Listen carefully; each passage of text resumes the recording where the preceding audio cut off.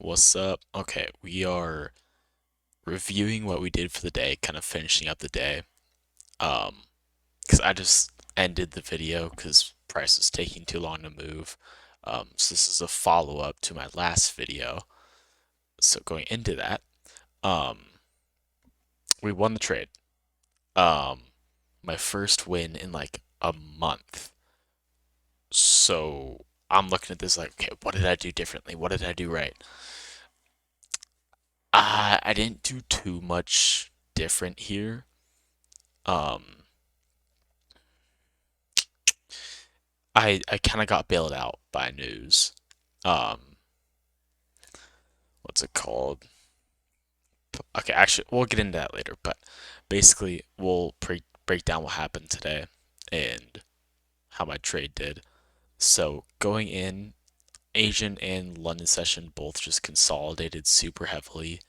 I didn't get too good of an idea off daily profile there. So going into the market, I wasn't too sure what was going to happen. So I decided to keep my bias open and just see what price does. Something I didn't notice before that I noticed after I took the trade. Um, so we took a continuation model down to these lows. I had these lows marked out before, and these like are only draws in liquidity. Besides that, we're at all-time highs. So like this is the only good draws of on liquidity for the day.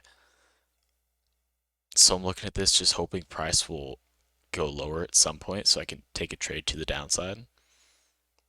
And right into market open, we make a bearish SMT with NQ being the leading index. Here, I'll go on the 5 minute here.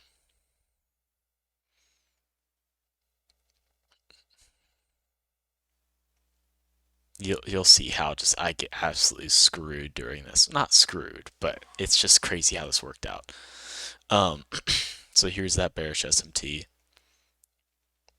off London high. ES went up swept, NQ didn't. So that still technically counts as the 5 minute manipulation for our continuation model, which is great. And we get a um well, we get a 5 minute confirmation confluence being the SMT on the reversal to the downside. So from there, I'm seeing price tank this market open 630 tank, 635 tank, 640 tank. It's like, okay, well, we're looking for continuation to these draws on liquidity. So pretty much at this point, I'm on the 1 minute time frame,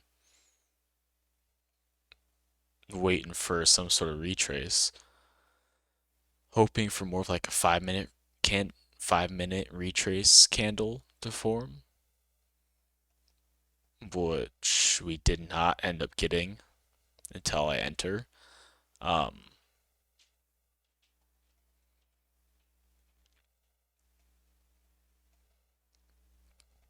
so let's go into this. As far as my entry goes, we got the bearish um, SMT. So that was my first confirmation confluence. And then after that, we're looking for a continuation confluence and retracement. And so right here, we're looking, we could have gone off this too. Entering off this would have been something, maybe. I don't really know. But anyways, what I did, I noticed this 1 minute fair value got formed. We drew back into it. We broke 1 minute structure while doing that, which is great. So we retraced into the fair value gap, hit equilibrium, and then after that, we're waiting for a 1 minute breaker structure,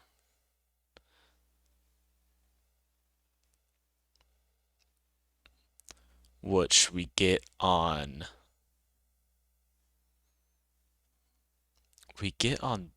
this candle closure right here, because we formed this low here, which breaks structure back to the downside. I don't know why I didn't enter off this candle.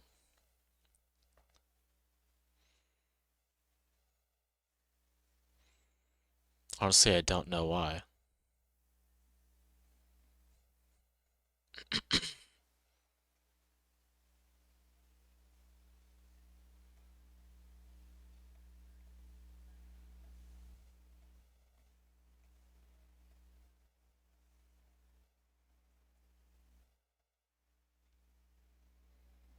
So we're closing out of that 1 minute fair value gap. Our 1 minute break of structure, I don't know why I put it right here.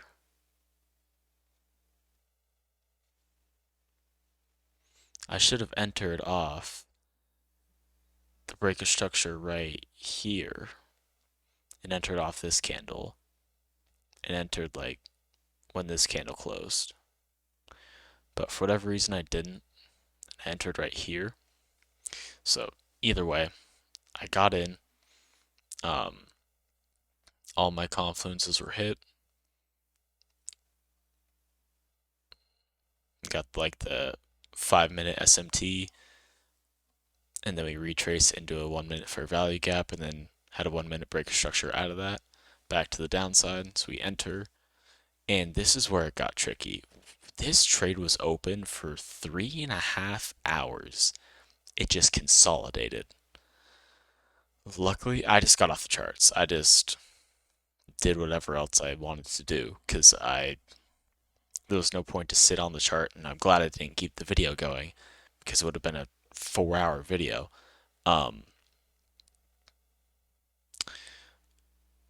So yeah, we just consolidated for a long time, just waiting for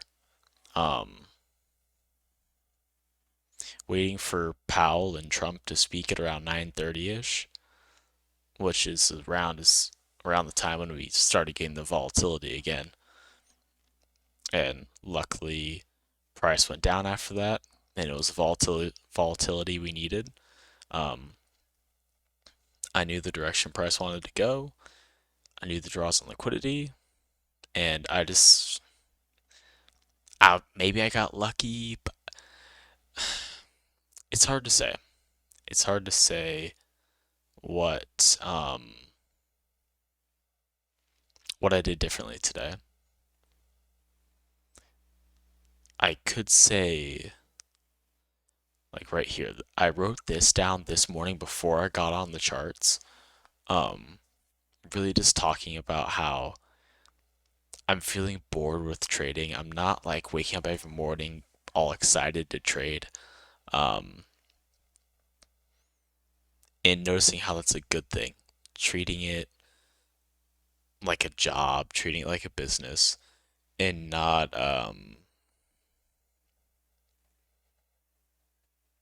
being excited to trade.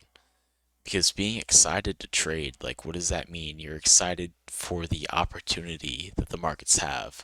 And what opportunity do the markets have? The opportunity that the markets bring is to make money. But you're not on the charts to make money. You're there to predict price action. It should be boring. So that's the revelation I had this morning. So maybe that's just the mindset that I need to be in more often to have this happen. Also, I have beef with TradeLocker because the prices are different and it pisses me off because my stop losses, if I place a stop loss on TradingView, it's the same price on TradeLocker and they'll get hit at the same time. But for my take profits, it's different. TradingView's like lower than TradeLocker. So on TradingView, I hit TP and I was good. But on TradingView, we were like, or on TradeLocker, we were like, price is still up here. And so I wasn't there yet. So I saw price come down to here where I should have been at take profit, the price started to go back up. I was like, no. And so I got out at right up here and lost, not lost, but took less profits than I should have. And so also right here I moved stops to break even. Um didn't take any partials, just moved it to break even. Um and then of course as soon as I get out of the market, price just absolutely runs, which is fine. Which also pretty cool. My second take profit got hit if I would have let this run. My other ones didn't get hit, but my second TP got hit, so that's pretty cool. Yeah, so I think I'm just going to treat it now like I think I'm just going to be trading on my phone, and whenever I see on TradingView that my take profit gets hit, I'm just going to that's when I'll close my position, whether it's partials or full take profit. I'm just going to close my position there because I feel like this is the right one.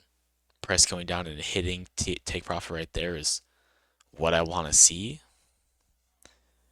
And so I'll just manually pull the position whenever I see my take profits getting hit on TradingView. But anyways, that was today's trade. Like I said, I didn't do too much different from my different other trading days. It was a little bit of luck, mostly psychologically. Was just in a different headspace. Was good in a good headspace. Not excited to trade. Just here to predict price action and to do my job. So I think that's what I need to do more often is just be in that headspace. Also, because here's why I say things didn't go much differently. Because this pattern always happens to me where I'm late on the move and that I'm caught in consolidation. I either get ran instantly or it just consolidates, then runs. But today it consolidated and then hit my take profit. I shouldn't be in a trade for 3 hours. What was it? 3.5 hours. I should not be in a trade for 3.5 hours. So I still need to get that figured out. But one today, it feels good to know this update on the TradeZella. It's good to know that it's possible. That's one thing I should take from the day is that it is possible to make money in the markets, and it feels good to do so. My win rate's back at 20%. We're not below 20%. The P&L is slowly, we're eating up the reds. But yeah, just to know that it's possible to make money in the markets and it doesn't feel euphoric winning, but it was like a thank God moment. It's possible. So, anyways, that was my winning trade for the day. Like I said, first win in like a month, so it feels good to get it. But